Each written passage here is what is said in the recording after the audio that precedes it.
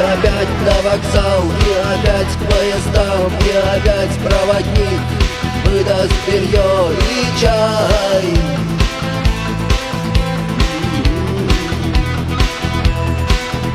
И опять не усну, и опять сквозь грохот колес мне послышен